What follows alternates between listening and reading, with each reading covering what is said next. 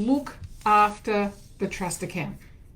Sounds really simple, doesn't it? Sounds as if, yeah, of course we do.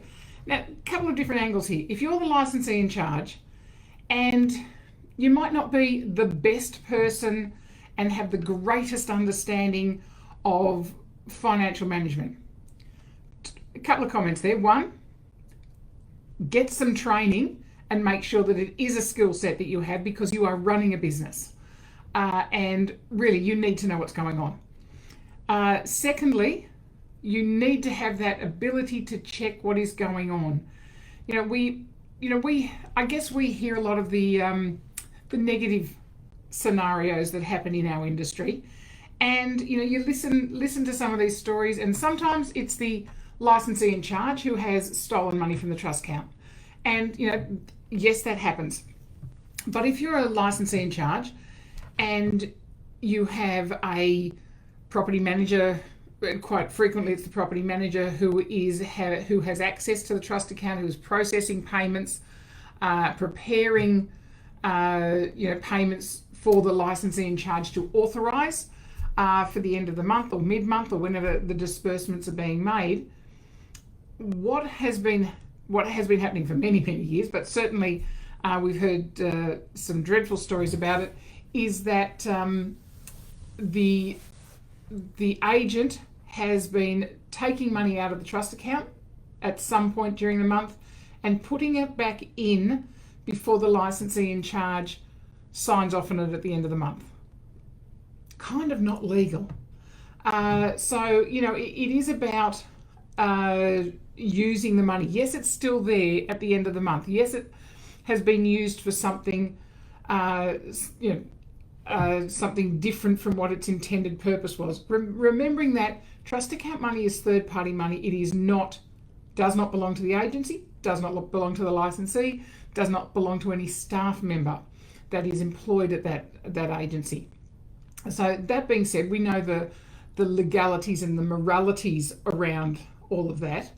One particular scenario that's happened where it was the licensee in charge who was doing this. He was taking money out, towards the beginning of the month, or just after the beginning of the month. He was lending it to a family member who was using it for a few weeks for different purposes, and then giving it back by the end of the month, and then putting it back into the trust account. Clearly, that agent was caught. That licensee in charge has now been disqualified for a period of 10 years.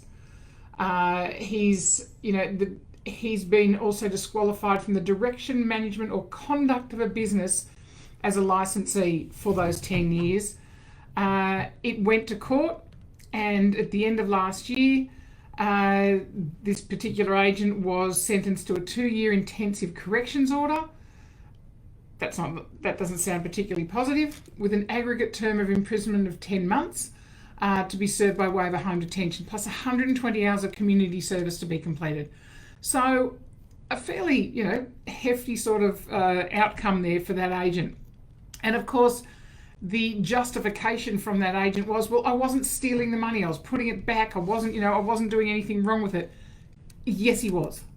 Yes, he was. He's lost his license until, and I think it says until, March 2031. That's the end of his business. His individual license obviously was cancelled. His corporation license was cancelled.